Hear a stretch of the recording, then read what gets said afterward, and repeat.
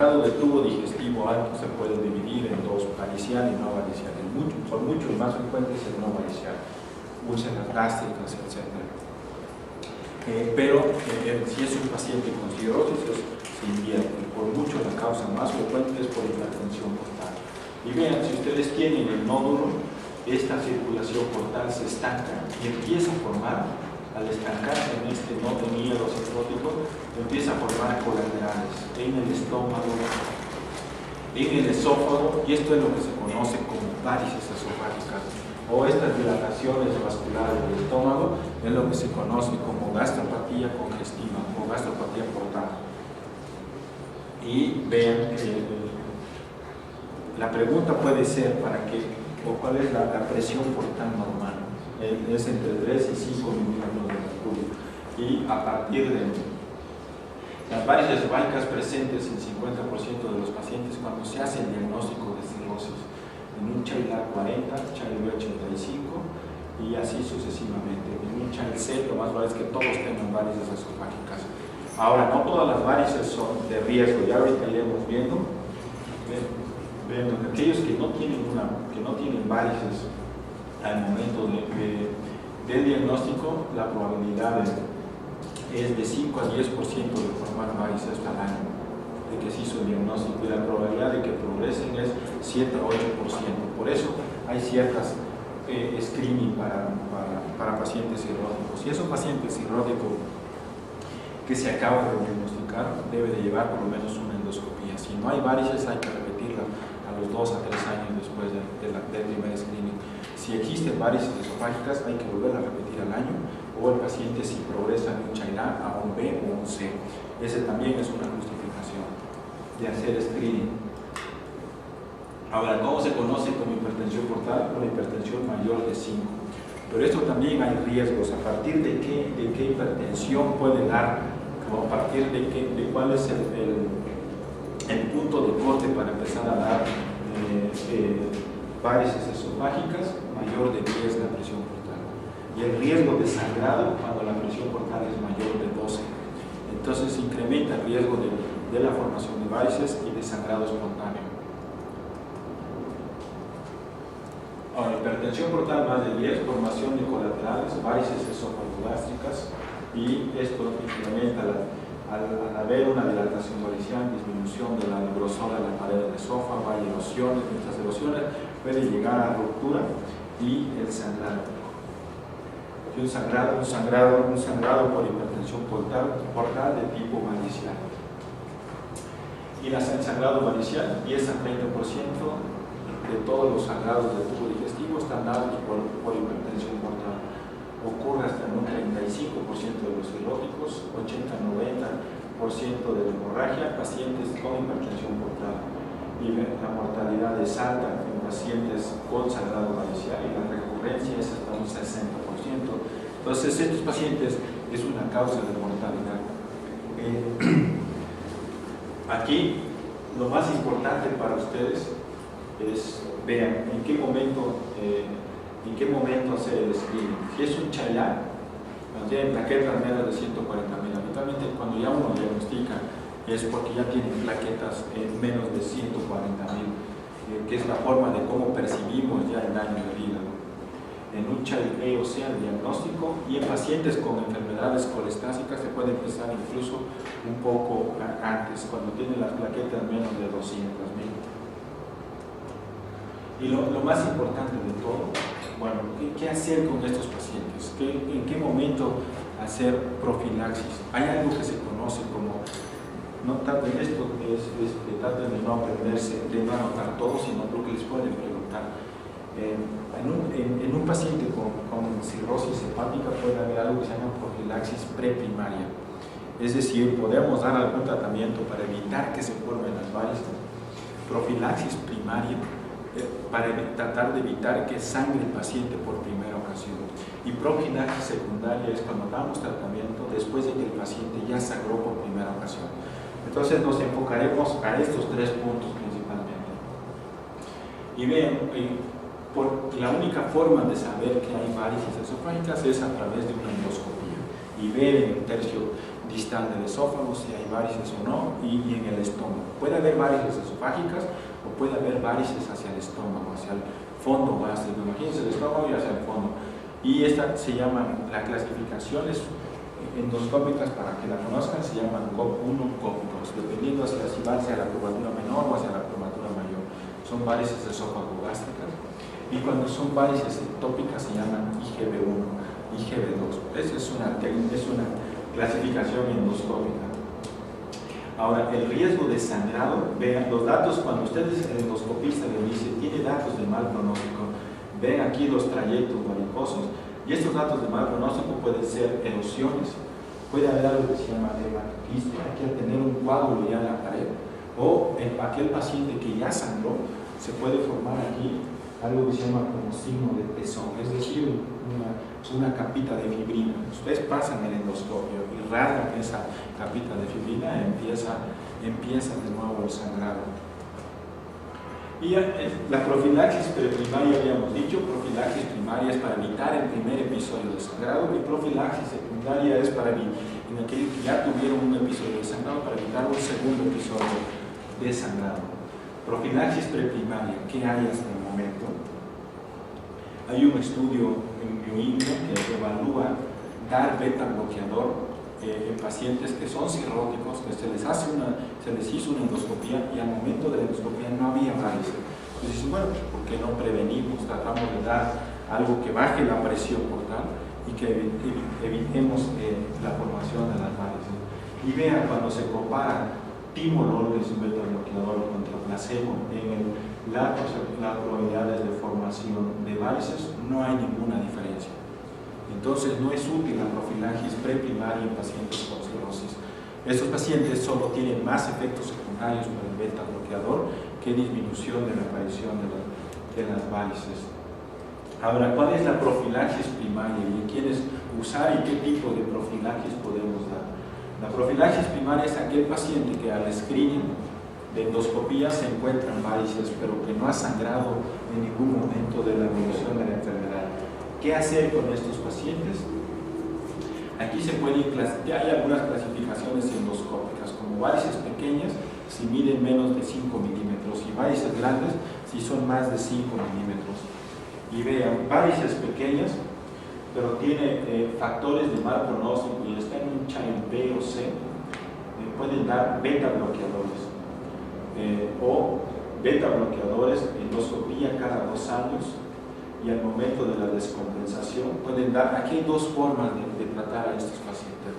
Uno, dando fármacos que son beta bloqueadores, y dentro de ellos es propranolol, es el más utilizado, a una dosis de 80 a 120, teniendo una frecuencia cardíaca entre 55 y 60, es decir, tenerlos bien beta bloqueados. Y el otro beta bloqueador que pueden utilizar es carvedilol. Y la otra forma de dar profilaxis primaria, ¿cuál creen que sería? Ligadura endoscópica.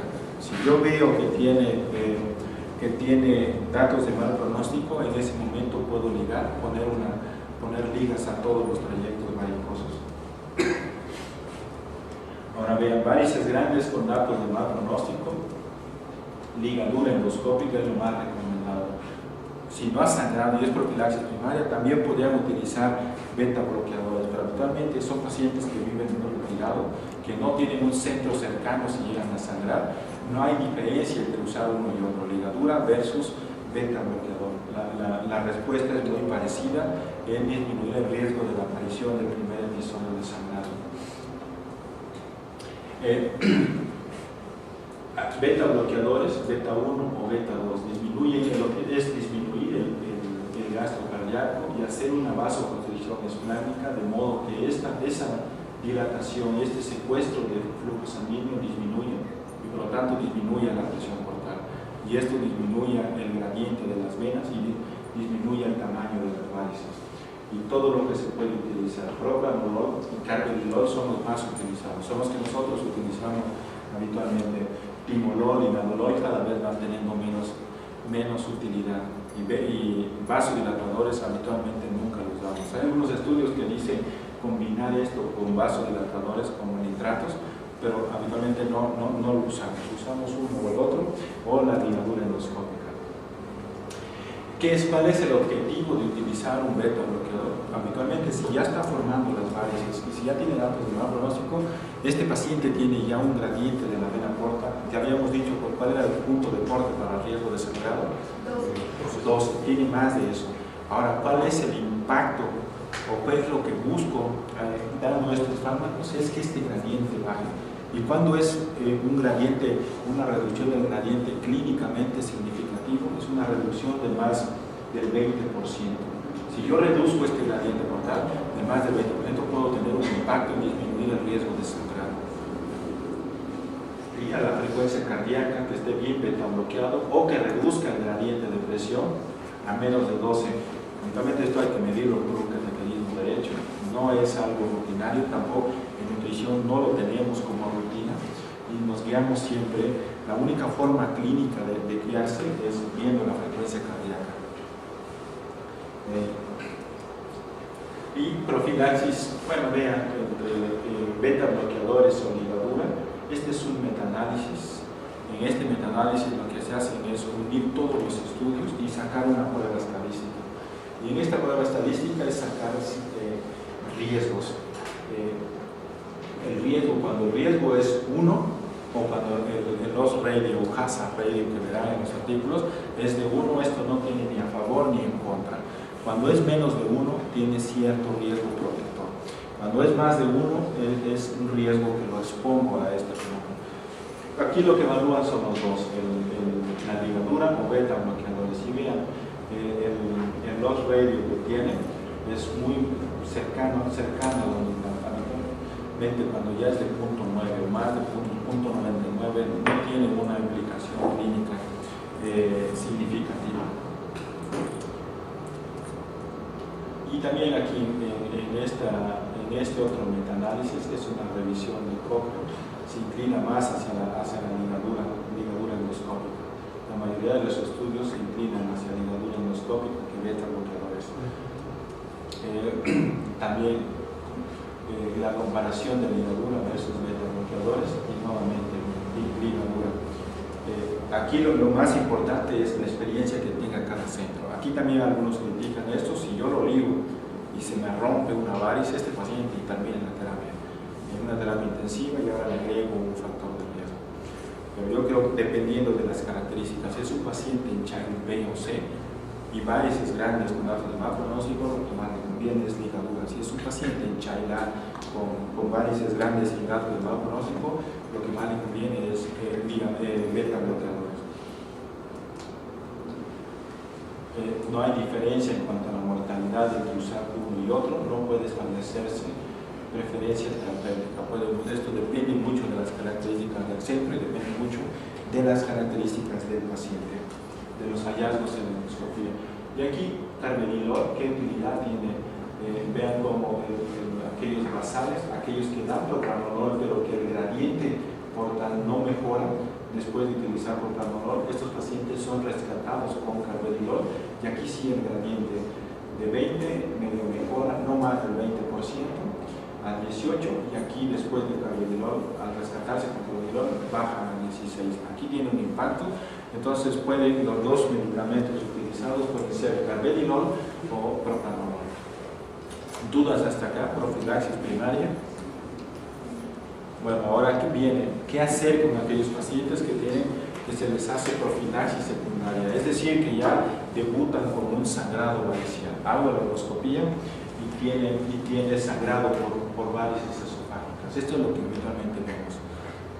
¿Cómo resolver el problema? Y aquí, en agudo, hay varias formas de resolver el problema. ¿Qué le harían a este paciente? El paciente que les dicen, a ver, para que no se duerma, 60 años, cirrosis por virus de hepatitis C que no ha sido tratado nunca, tiene ascitis y llega con hematemesis.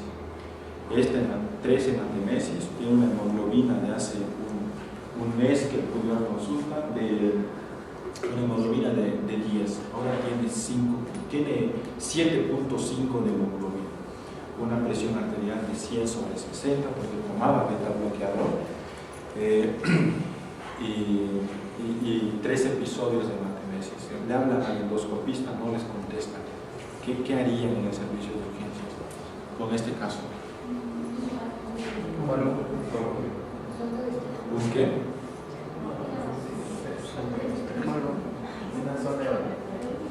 Esa podría ser una opción, una sonda de balones, pero para poner una sonda de balones, primero, ¿cuáles son las medidas principales? Un paciente llega hipotenso, no ha chocado, pero ya está con hematemesis. Frecuencia cardíaca tiene 95 y tiene una hemoglobina de 7.5.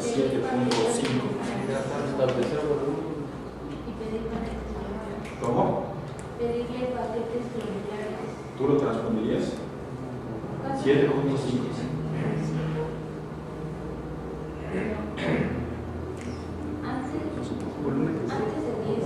Ya están en la residencia. ¿Quién va a hacer medicina interna?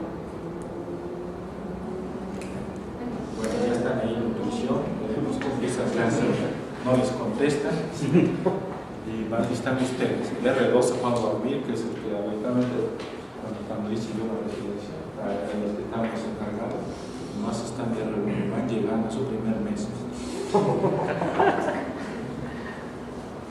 ¿Qué harían en este caso?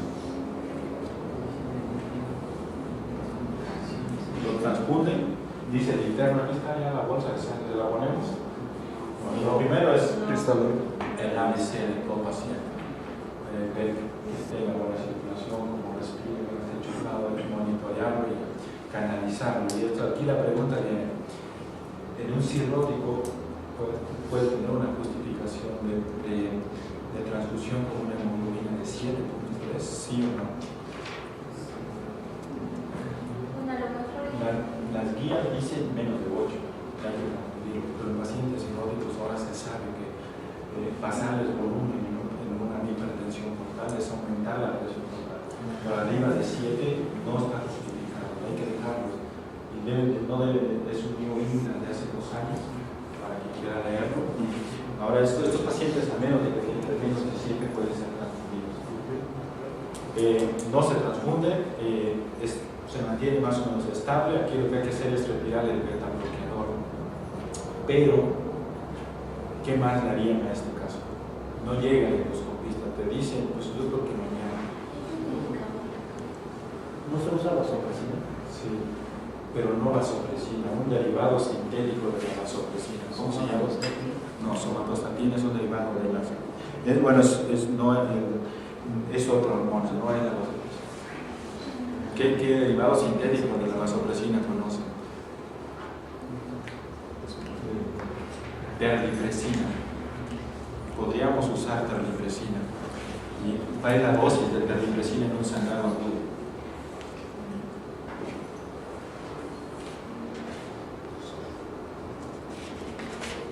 2 miligramos cada 4 a 6 horas. 1 a 2 miligramos cada 4 a 6 horas. Esa sería la dosis. Esa sería una opción en lo que llega al día siguiente. La sonda de balones, el paciente sigue descompensando, sigue bajando la hemoglobina, podría ser otra opción. Bueno, ese sería en forma aguda. Terlipresina, quitar el beta bloqueador, transfundir. ¿Mande? 1 a 2 miligramos cada 4 a 6 horas. Así que concentrado va diciendo. Hay que quitar así, si va hipotenso, le dejan el beta bloqueador. Ahora supongamos que ¿qué otra cosa harían en sangrado varicial? Es un paciente que está hinchado en seco.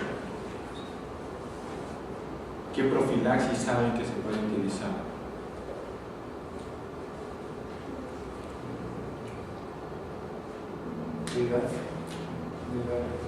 El endoscopista va a llegar hasta mañana. Y si pasa en nutrición, a menos de que el residente de urgencias me diga su paciente de evaluación de trasplante, en ese momento le habla. Si no me contesta, al jefe y van a hacer. Pues si no me habla, no calatramos. ¿Qué otra profilaxis?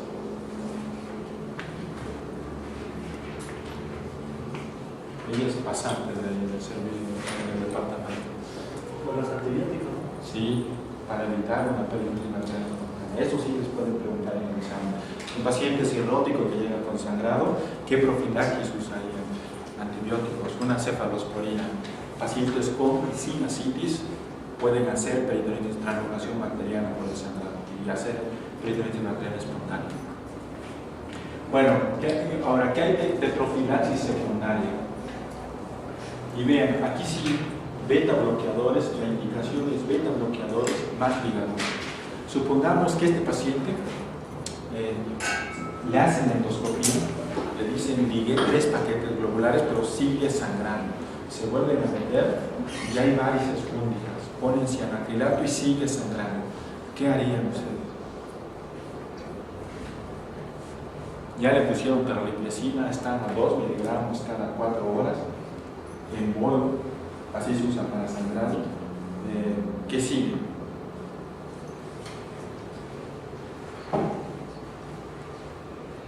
¿Qué son los tips? ¿Sí saben? Son unas prótesis que se meten por el cateterismo derecho, llegan al hígado y puentean la vena porta y bajan el gradiente. Entonces el sangrado refractario o el sangrado recurrente, esta es una justificación de utilizar tips en este grupo de pacientes. Y finalmente el tratamiento es el trasplante hepático. Pero vean, si ustedes se dan cuenta, todo lo que hemos hablado solo es terapias paliativas, solo es mejorar el síntoma. Lo que va a quitar el problema es el trasplante. Y aquí vienen beta bloqueadores. Aquí el tratamiento en estos, en profilaxis secundaria, es beta bloqueadores más ligadura endoscópica. Y vean, el utilizar solo beta bloqueadores, resangrado, el beta bloqueador más ligadura endoscópica. En profilaxis secundaria es el tratamiento de elección. Utilizar solo beta bloqueadores, 38% de recurrencia. Utilizar solo ligadura, 47%. Si usan los dos, vean cómo disminuye el riesgo. Y así, mortalidad, también utilizar los dos es menos riesgo que utilizar uno u otro en forma aislada. Entonces, el tratamiento recomendado en este grupo de pacientes es ambos. Y vean, el metaanálisis también se inclina más a utilizar ambas terapias, beta bloqueadores más ligadura. Y hay un grupo de pacientes que pueden hacer varices esófago-gástricas que habíamos dicho, GOG1 o GOG2, dependiendo si es en la curvatura menor o hacia el fondo gástrico. Y varices ectópicas. Esto lo que se utiliza en este grupo de pacientes es varices GOG1, GOG2 y varices ectópicas, IgB1 y IgB2. Y aquí lo que se utiliza habitualmente son cianacrilato. Inyectar directo a la varice por endoscopía, inyectar cianacrilato es la cola loca. Y eso es lo que se les pone, lipiodol más cola loca, y se inyecta la varice y se colapsa. Tanto a la curvatura menor como a la curvatura mayor. Esto es en general la profilaxis o el tratamiento de sangrado varicial. ¿Tienen dudas hasta acá? ¿Cómo definirían la insuficiencia hepática? ¿Mande? Es que hace rato habló de insuficiencia hepática, pero no me acuerdo bien cuáles eran los criterios. Bueno, insuficiencia hepática es un término muy general. Cuando un paciente tiene un hígado sano previamente y hace una insuficiencia hepática, eso se llama falla hepática aguda. Falla hepática aguda. Y cuando un paciente tiene insuficiencia hepática crónica, eso se conoce como cirrosis hepática.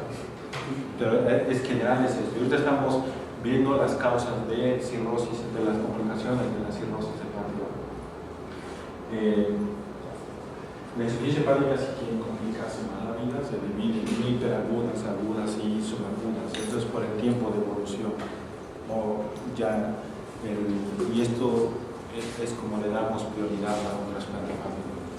Pero en general, falla hepática es en un hígado sano. Cirrosis hepática y las complicaciones es una hepatitis crónica o es un hígado crónico. ¿Otra duda? Todo lo que bueno, si puedo contestárselas, todas las dudas que no hay, les mando al Mario Peláez que me contestas.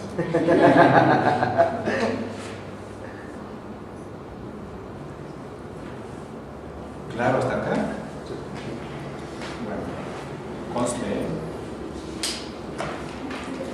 Ahora, otra de las complicaciones de la cirrosis hepática es el líquido, ascitis, y infección del líquido de ascitis.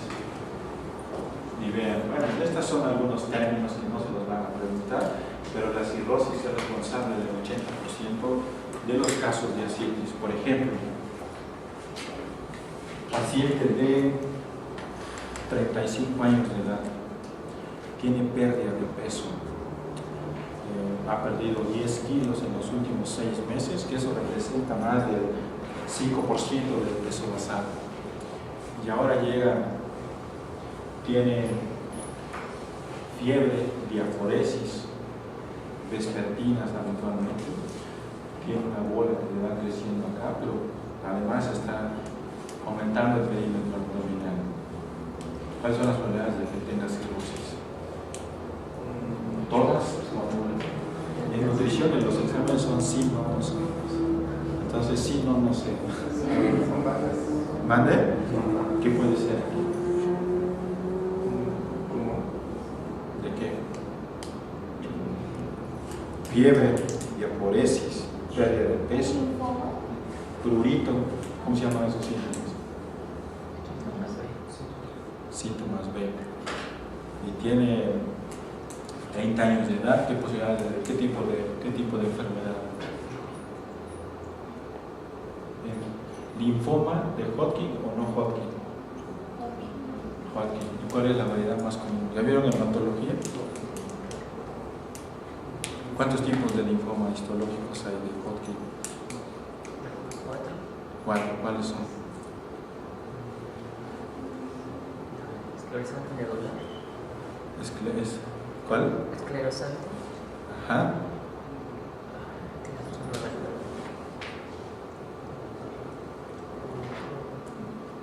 Nodular, depresión linfocítica y de predominio linfocítico. ¿Y en México cuál es el más frecuente? Bueno, pero ahora para que vean que no solo ascitis es sinónimo de cirrosis, puede haber muchas posibilidades. Ahora, si yo les digo tiene tos, flemas y ahora tiene ascitis, 30 años igual, viene de Hidalgo y tiene derrame pleural y al momento de explorarla tiene hepatomegalia y tiene ingurgitación yugular. ¿Qué tiene?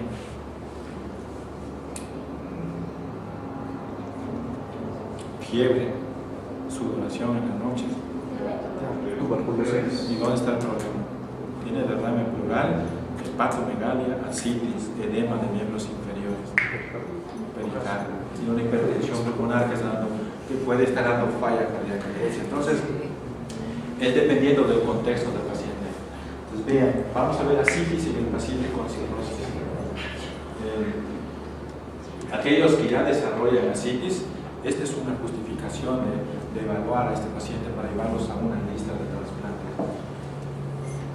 Y la fisiopatología, hipertensión portal, vasodilatación esplánica, disminución del volumen arterial efectivo, activación de un sistema vasoregulador de vasoconstrictores y finalmente pueden dar acúmulo de agua, fuga de líquido y una sobrecarga con hiponatremia dilucional.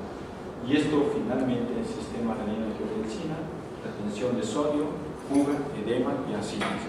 Eso es en forma muy general. Esto yo creo que pueden no preguntarse.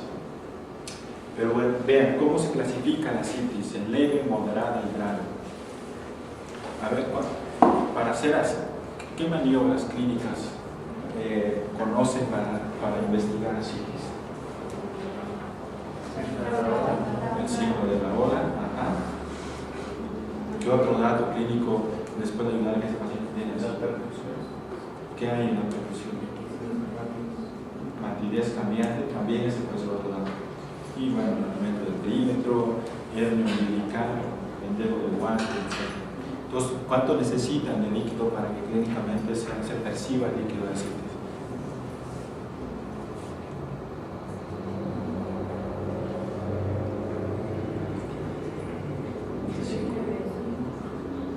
Bueno, 1,5 litros. Y se corre más hacia se busca más hacia las correderas paleocólicas y hacia el hueco pélvico. Son las zonas donde más se investiga este líquido de ascitis.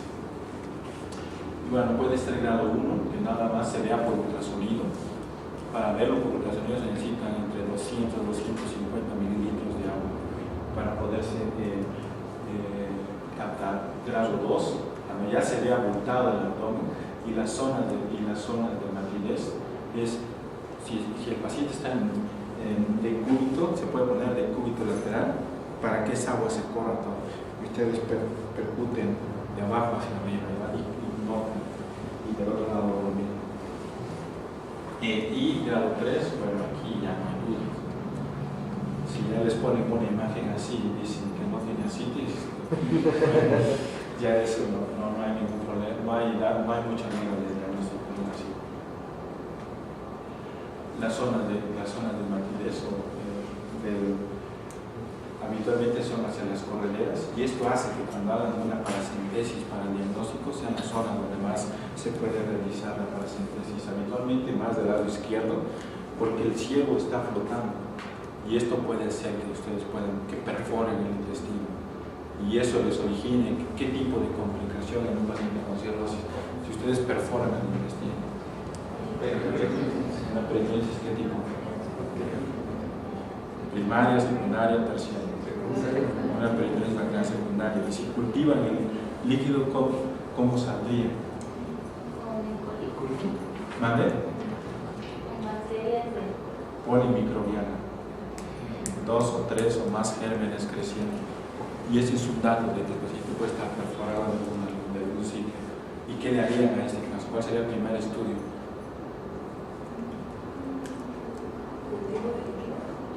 En el cultivo se tiene 2 o 3 gérmenes creciendo.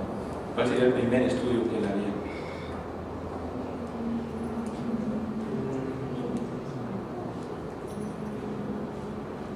Una tomografía. ¿Y qué verían en la tomografía? Aire libre, o una placa en aire libre, y esto les orienta a que puede ser esto. Bueno, ya si evalúan el líquido de ascitis, ya habíamos dicho el gradiente de hipertensión portal es más de 1.1. Ahora, ustedes imagínense el hígado, el drenaje del hígado y la vena porta. Cuando tienen un gradiente más de 1.1, lo más probable es que esté el problema en el hígado o arriba del hígado. Si yo les dijera que es un hígado no cirrótico y tiene proteínas en el líquido de ascitis de más de 2.5, ¿de dónde creen que venga el problema? Y el hígado se ve normal, solo grande. Es el caso que les puse, paciente de 30 años, fiebre, derrame pleural. Cuando no tienen datos de hipertensión porque el daño hepático, hacen mucha hiperalbuminemia en el líquido de ascitis. Y uno de los criterios es más de 2.5 para pensar que el problema va de arriba. Entonces todo lo que se puede originar por arriba del hígado y en el hígado puede dar un gradiente de hipertensión portal, más de 1.1.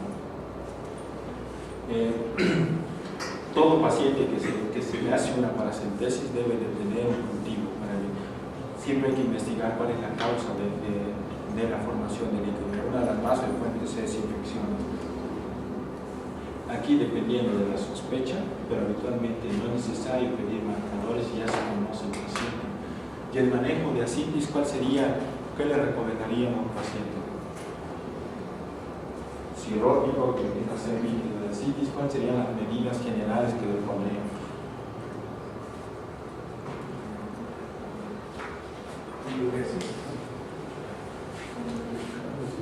¿Cómo?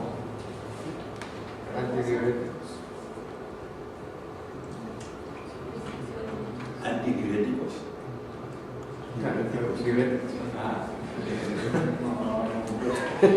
no lo entiendo.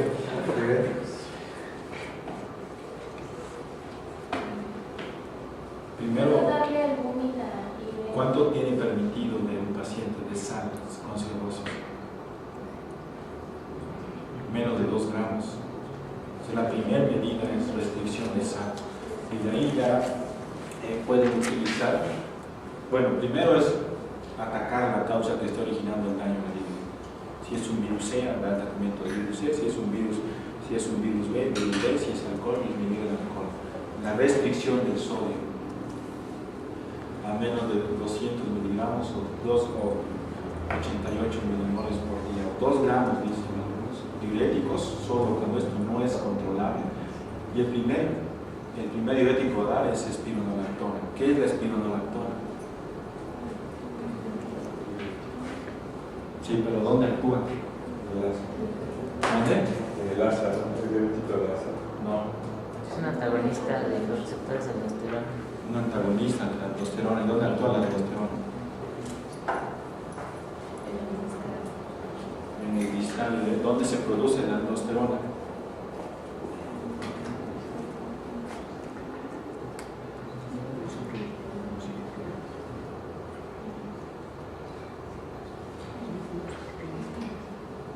¿Dónde se produce la hormona la aldosterona?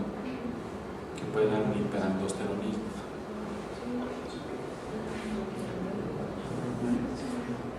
¿Dónde?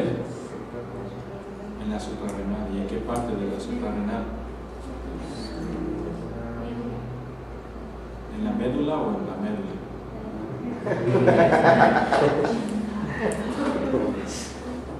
¿En dónde? En la corteza. ¿Y en qué capa de la corteza? ¿Cómo está dividida las capas de la corteza? Son tres capas.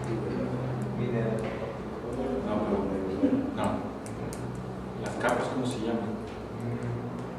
Glomerular, fascicular y reticular. Bueno, cultura general. Bueno, entonces el primer diurético es la espironolactona, que actúa un antagonista de la aldosterona. ¿Y qué hace la aldosterona? Actúa en el túbulo, en el distal, y podría dar o no furosemida, pero el primer medicamento es espironolactona. El objetivo es medir el sodio urinario. Si el paciente tiene un sodio urinario de más de 75, lo más probable es que este paciente siga tomando sal y no la está restringiendo. Cuando el paciente tiene menos de 35, lo más probable es que tenga refractariedad a los diuréticos. Entonces, la dosis tope, ¿cuál es de la espironolactona?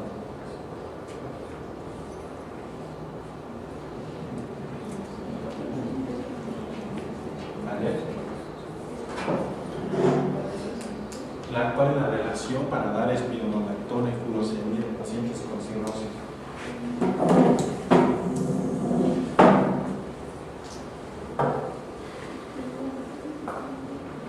La relación es 100 a 40 y de ahí se va subiendo hasta la dosis tope de 400 miligramos de espironolactona y 160 de furosemida.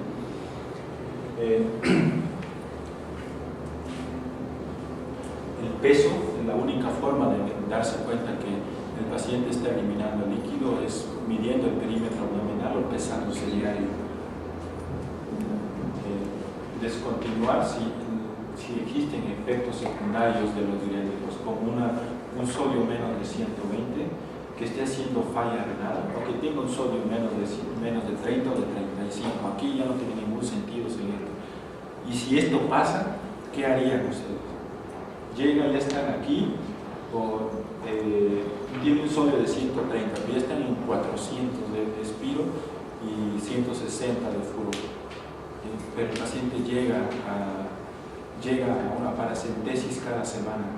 ¿Cuál sería el siguiente paso? ¿Albúmina? No, pero albúmina, ¿cómo se lo damos ambulatorio? Entonces llega por la citis.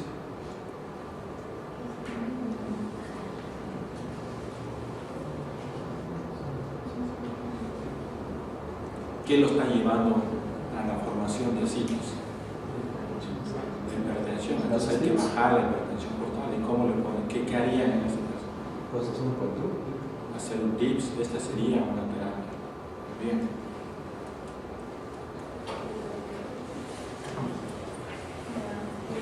Bueno, manejo de los diuréticos, lo que ya habíamos hablado, dar 1, dar 2 diuréticos, furosemida, espironolactona. La restricción hídrica, si el sodio es menos de 125, también puede ayudar. Estas son iguanadrenes de qué tipo? Dilucionados, entonces hay que restringirlos de agua también. Evitar el uso de analgésicos no esteroideos. Esto puede hacer falla renal en el paciente cirrótico. Y finalmente el tratamiento es el trasplante hepático. Ahora, manejo de asitis refractaria. ¿Qué es una asitis refractaria? Es cuando el paciente sigue formando y ya estoy con dosis tope de diuréticos, 400 y 160. Resistente a diuréticos o intratable con diuréticos. Y una asitis intratable es aquel que llego a una dosis media y empieza a hacer efectos secundarios. El sodio lo tiene en 120, la creatinina se va a más de 2. No puedo subirle más la dosis porque tengo más efectos secundarios que el efecto deseado. Esa es una asitis intratable. Y una asitis refractaria es cuando estoy en dosis tope.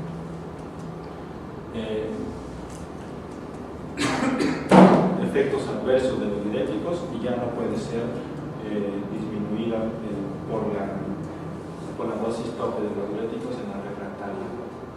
Descontinuar beta bloqueadores, antagonistas de receptores de angiotensina o inhibidores de la AINA. Quitar todos estos porque puede estar más vasodilatando y esto disminuir la filtración glomerular y disminuir el efecto de los diuréticos.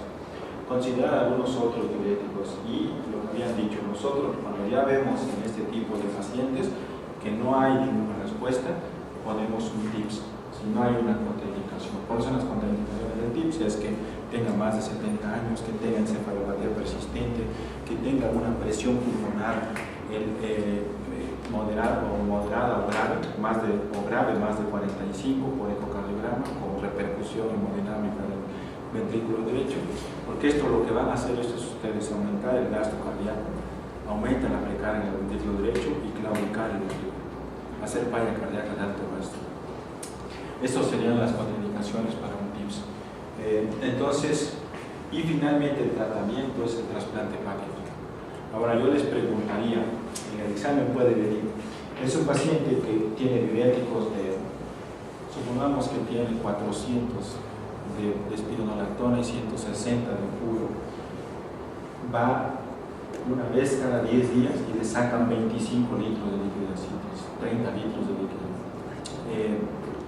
Pero ahora empieza a elevar la creatinina, 1.5, va a la siguiente paracentesis, tiene 2, va a los 3 meses, tiene 2.5.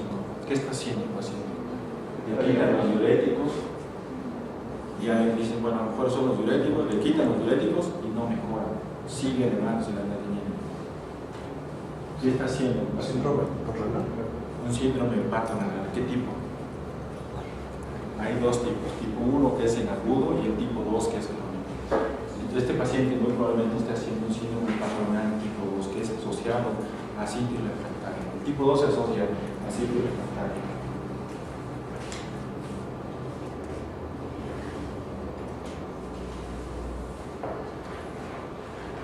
Cada vez hay algunos datos de que los beta bloqueadores en pacientes en Child-C pueden tener más efecto deleterio que efectos benéficos.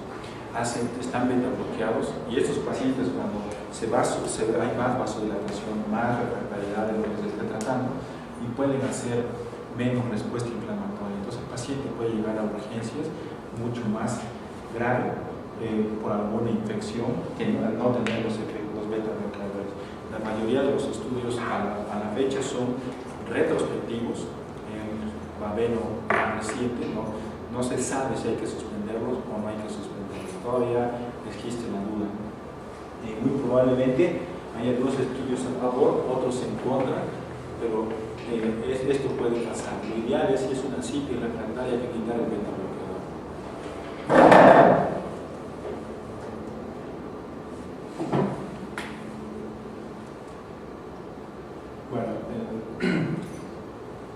Manejo de la asitis refractaria, paracentesis del grado 1, continuar con la restricción de sodio, evaluar las dietas o reevaluar dietas y más de 10 litros cada 2 semanas.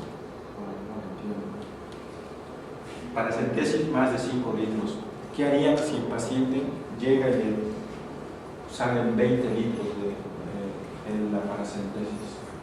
¿Qué harían? ¿Qué le dirías a la enfermería?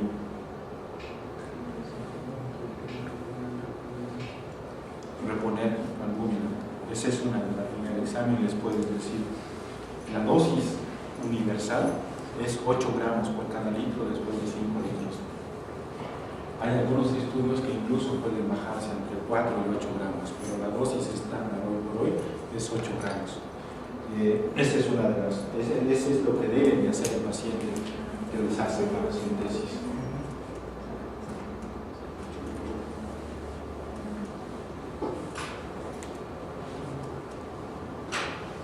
Y tips. Ya habíamos dicho que no haya una contraindicación. Estos pacientes que llevan o que se les coloca un tips, ¿qué pasa? Se les coloca el tips, ya no se están picando, y al no picarse empiezan a comer mejor, empiezan a mejorar la masa muscular. ¿Alguien sabe por qué los cirróticos hacen peritonitis bacteriana espontánea y no una ascitis por carcinomatosis?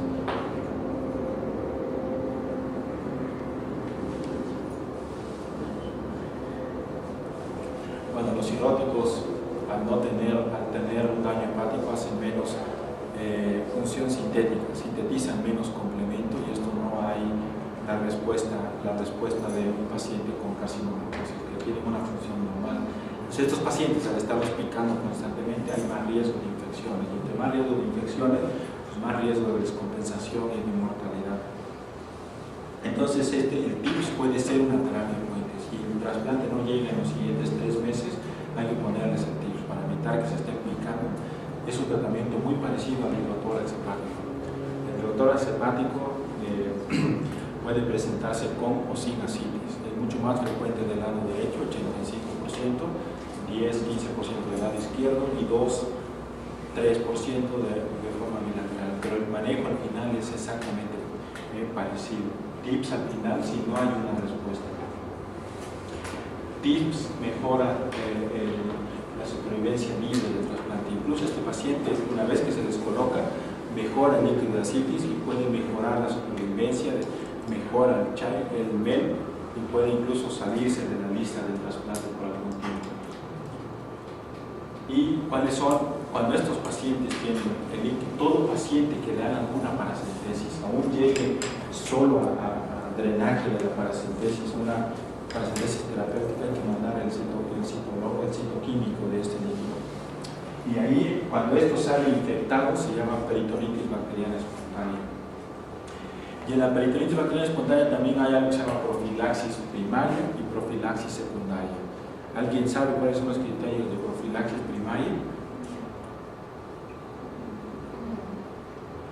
Profilaxis primaria es cuando uno pide las proteínas totales del líquido de ascitis y es menos de 1.5, este paciente tiene menos síntesis de complemento. Y estos pacientes hay que darles un antibiótico, que puede ser una quinolona actualmente, norfloxacin, que es el que más se utiliza. Y la profilaxis secundaria es aquel paciente que ya se demostró por cultivo y por líquido y por cuenta celular que ya hizo un episodio de peritonitis bacteriana espontánea y para evitar un siguiente episodio hay que dejar un antibiótico de forma crónica. ¿Son proteínas? Menos de 1.5 gramos por litro. Y ahora, estas infecciones puede haber diferentes tipos. Una peritonitis bacteriana espontánea con neutroasitis, cultivo negativo y solo tener una cuenta de polimorfonucleares altas. Y se trata de la misma forma. Bacteriocitis con cuenta de polimorfonucleares por abajo de 250 y al final se trata con una infección. Ahora, un paciente que hace una peritonitis bacteriana espontánea, aparte del antibiótico salud, aparte del antibiótico, hay que dar profilaxis para no hacer falla renal, para no hacer un hepato renal tipo 1. ¿Cuáles son las profilaxis que ustedes pensarían? Ya le dejan el antibiótico, ya diagnosticaron la peritonitis bacteriana espontánea, ¿qué le dejarían de profilaxis para evitar falla renal?